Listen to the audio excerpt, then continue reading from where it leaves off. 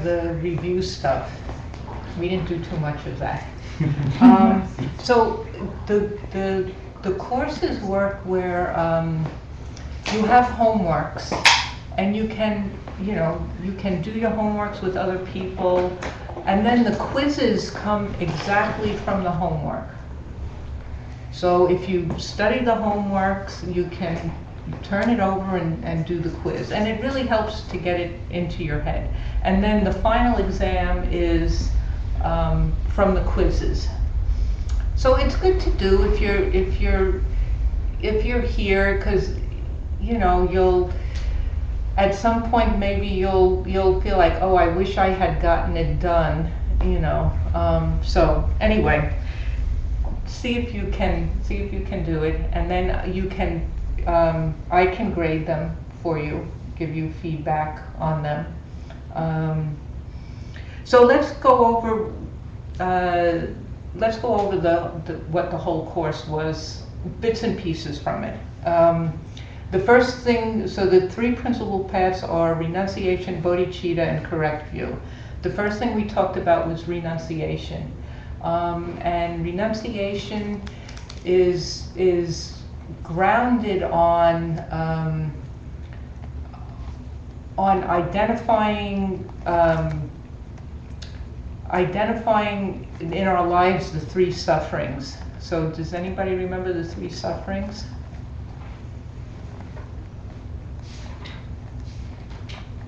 I think so. Unpleasant things happen to us, pleasant things always go away, and something about like deep existential suffering. There's suffering of suffering, suffering of change, and pervasive suffering, which is we have to die and be reborn, and yeah, that's it. So it's identifying those sufferings in our life. And those three embody the six sufferings. Anybody remember any of the six sufferings? There is no certainty in life. There's no certainty, and we're never satisfied. No matter what we get, we want more. We always want more. What's the other? Oh, we have to die over and over again. We have to be reborn over and over again. And course number 4 has proof of past and future lives, so you can see if you can actually accept that. And then our fortunes are always going up and down. And the last one is that we have no companion. If we have a relationship, the relationship will end in some form or another. One or the other will die, or we have no companion. We will die alone. So you get kind of bummed out when you start going over renunciation. But it's identifying that it's that the situation we're in is samsara. And so anybody know what samsara is? Suffering? Well, it's taking on a body over and over again that must suffer, and it just is going around and around and around. We just keep doing it. So is it the same thing as rebirth, or? Well, in a sense, it is. It's described as taking on all the suffering. It's called taking on the suffering heaps over and over. All the parts, heaps in the sense of all the things that make us up. Like we take on over and over again a suffering body. We take on. We have our form, our feeling, our ability to discriminate, our consciousness. We take on over and over again these components that make us up and our suffering. And so and we're forced to take that on because of our karma. That's that sense.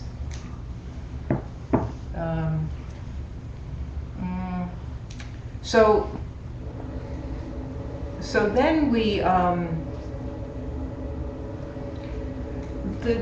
if we don't see it as suffering, if we're in this life and we don't see it as suffering, we don't really have a reason to want to figure out a way out of it. And I think it's described well that sooner or later, life reveals itself to us, and for some people it happens sooner than later, and other people, they it's later than sooner. But one way or another, it that suffering presents itself, and so at that time, realizing that you're looking for a way to get out of that suffering. And I wanted to read you something. Let's see.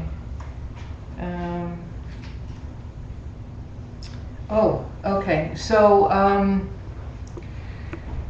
it says here that now when we say to give up on this life, the main thing that you have to give up is those 8 worldly thoughts or attachments towards the pleasure of this life. So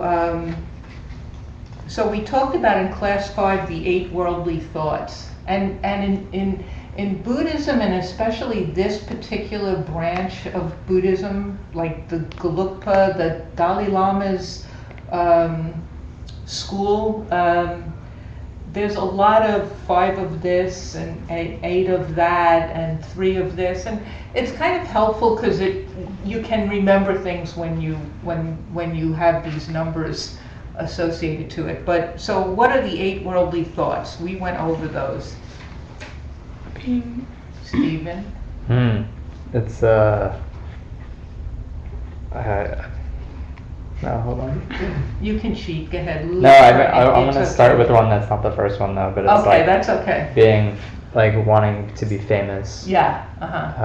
So being happy. So the 8 worldly thoughts are based on you're happy when you get the thing. Oh right, yeah. And okay. unhappy when you don't get the thing, right? Right.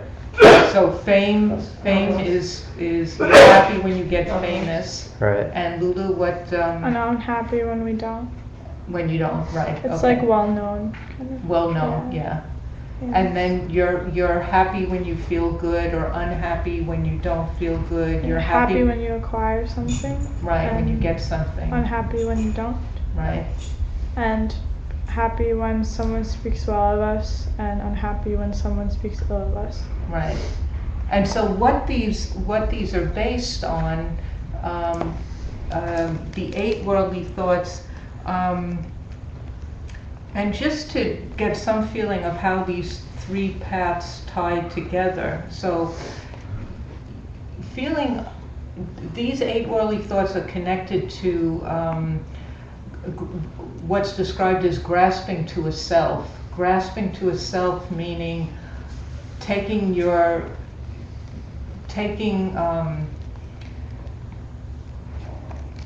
seeing things as self-existent, not seeing them as empty. So seeing that things could exist without being dependent on you labeling and naming them, projecting them the way that we're doing.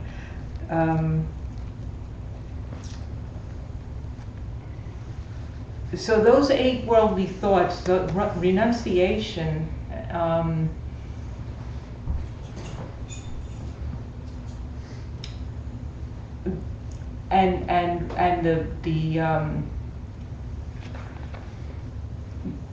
the holding to these 8 worldly thoughts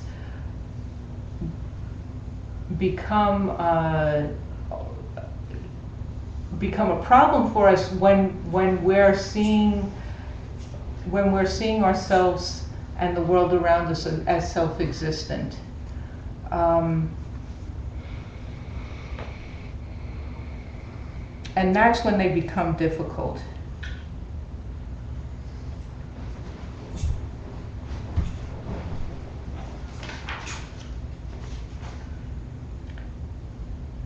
So if we have the 8 worldly thoughts in our mind, then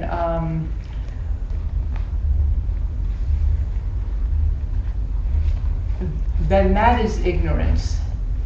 And when we don't have those, then we're coming from an understanding of wisdom.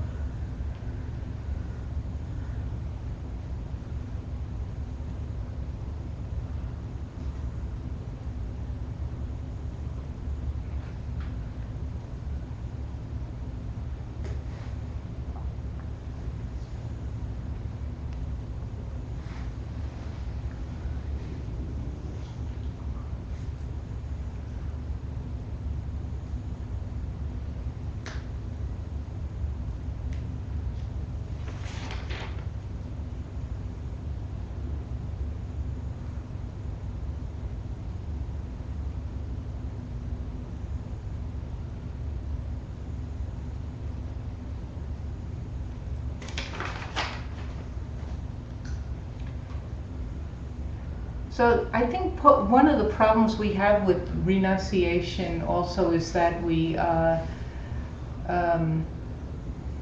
start having this feeling like we're supposed to be unaffected or neutral about things. Like we're not supposed to enjoy a good yoga class, or we're not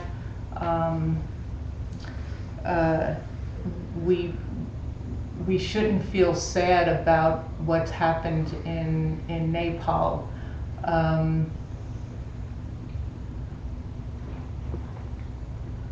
But it's not about it's about understanding where those things are coming from. So it's not to deny those feelings that we have, but to understand about where they're coming from, and that they're coming from us because they're empty and because of what we've done to create them.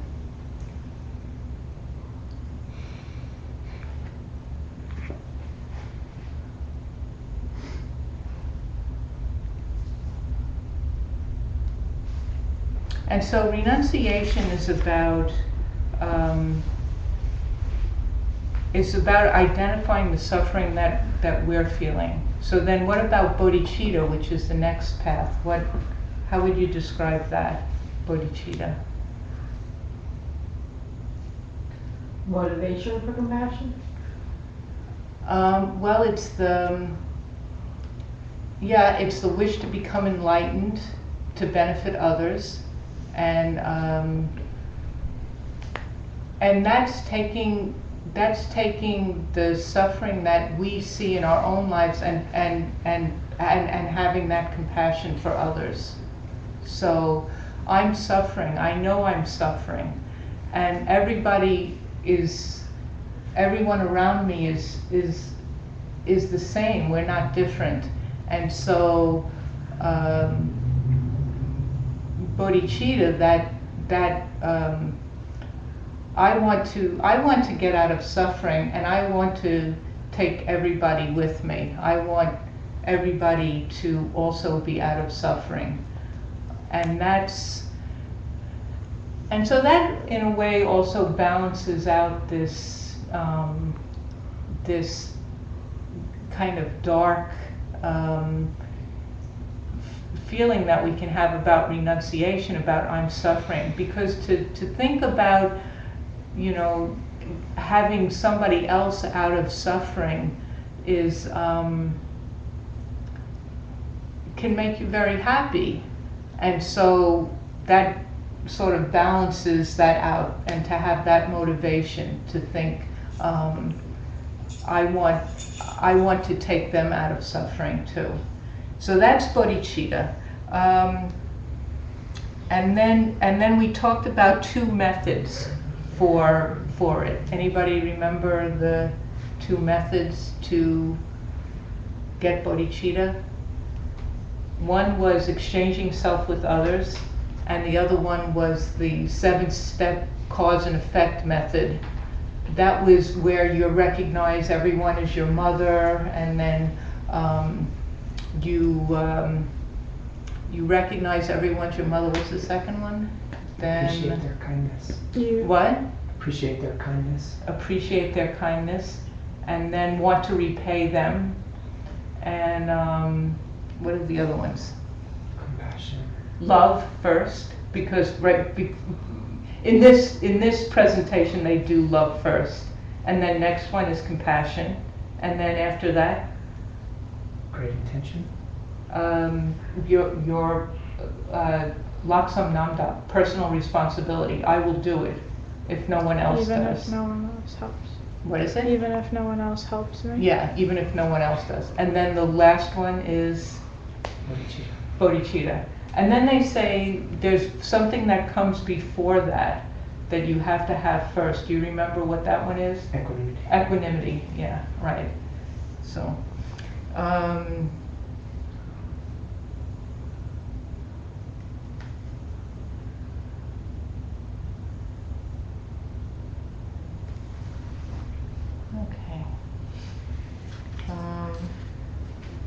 So I think we talked and then the 3rd path is correct view. So that, I think we talked about that at the beginning, and so I think that's okay. And then I just wanted to read to you the last verse.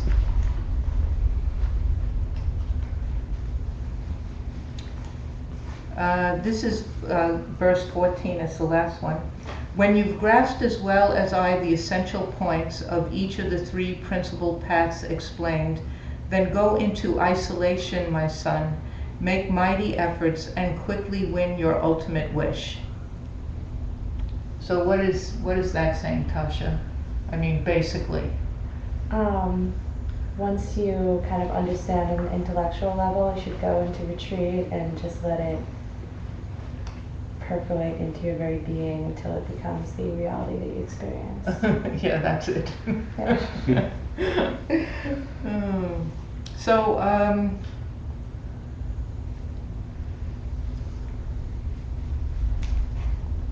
so it's not, this wasn't really a review of the whole course. I feel like maybe I was going to talk about the qualities of a teacher, even though that was taught in an earlier one and we didn't do it. But I think best to leave it at that. So, unless somebody has a question about something, then we will stop. What are the qualities of a teacher? You what? What are the qualities of a teacher? Oh, what are the qualities? Do you know them? No, I want to. The qualities of a teacher are. So this is the 10. Blame Lulu. Don't blame me. Okay. I want to know. The 10. It's I looked at all of the questions in the whole course. Yeah. And this is one of my favorite ones to think about, because you need to think about finding a teacher. Everyone needs to think about finding a teacher. And you have to find, and there's 10 characteristics to find a teacher, to find a lama. And you have to check out this person carefully and not sign on until you've checked out the person very carefully. And it's really wonderful that they set it out like this and say, look, you need to look for these 10 qualities, and like maybe it takes many years to check out a teacher before you sign on. And it doesn't mean you don't go to a teaching, but when as you go on, you want to find somebody who's going to take you along the path. And the courses are actually set, Geshe-la set them up very nicely. He did a very clever thing in that you can do the first 15, you can listen to the tapes, you can, you know, you can do the first 15 courses like that, but he said the last 3 courses, which are review, you need to have a teacher. You need to find someone to teach it to you. And the difference is that a teacher will be able to say to you, okay, now I think you should be working on this and this and this. And the person that you make this connection to is, you should check out very carefully. So they give us 10 qualities that you should know. And I won't do them in great detail, but just so you have some feeling for it. So the first one is, so there it says is controlled, meaning they have morality. So you don't want, you want somebody who has tamed themselves. That's the first one. And we can talk about any of these if you like, but I don't want to, you know, and in the course they're taught more and you go into more detail of it, but it's good that, you know, to just put it out there. The second one, it says, is at peace. And that's described as they have concentration, especially on their morality. So they're watching, you know, so they have morality, and they're able to keep their guard up. Because it's hard when you're like facing a whole group of angry people to like hold on, and you know, so so you watch a person over time and you can check it out. The next one is has high peace. This means has wisdom.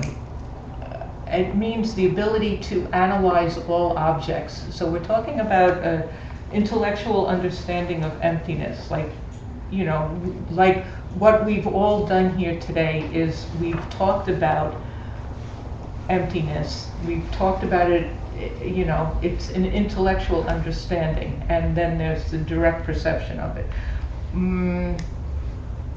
The fourth one is that they have exceeding qualities. They have knowledge and ability in excess of the student. That's the fourth one. The fifth one is makes efforts. So it's, they really enjoy helping the student. So you want somebody like that. Then the other one is they're rich in scripture. Rich in scripture means they're not like giving their, you know, they're not coming and making up, you know, what the teachings are. It's based on the teachings are based on the knowledge that's from the Buddha's teaching, which the ACI courses are really wonderful like that. So it's not that's their own idea. It's, you know, it's not like that. Then the seventh one is they've had a direct perception of emptiness, or a really excellent understanding of it. Direct and also a very good intellectual understanding. They're a master instructor is the eighth one. And this is described as they know what the student needs when they need it. And so you know, they know what the capacity is, and doesn't, you know, overload in any way. So if you're a teacher, you said, right? So a lot of these things just pertain, yeah, right? Don't they? Yeah. The ninth one is it's called is an image of love. They love their students. They embody love, and they're not looking for respect or fame or money. So you want to find somebody like that. The 10th one is beyond becoming discouraged. They don't get tired of repeating things over and over again. Right? You've got to be able to say, I mean, it's a parent too, you know, like you've got to be able to, you're saying the things over and over again. So they don't get discouraged with that. So, yeah, so that's the 10 characteristics of a qualified Lama. Thank you. Yeah. Oh, I'm glad you asked. It's good. It's good. And so they say, you know, these days it's hard to find somebody who has all of these qualities, you know. It's hard to find that. So you have to, you know, maybe you have to make some compromise or something a little bit, they say. But I think the main thing really is checking somebody out really carefully, you know. So, okay. Does somebody need the last prayer? We do a prayer at the end. We dedicate, the last prayer is a dedication, and we give Does anybody else? we're dedicating the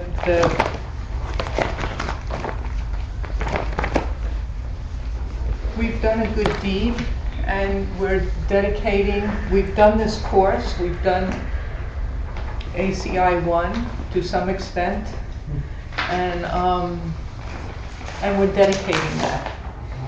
So let's do it in English. I have to read it, I don't remember it in English, but let's do it in English, okay? By the goodness of what I have just done, may all beings complete the collection of merit and wisdom, and thus gain the two ultimate bodies that merit and wisdom make.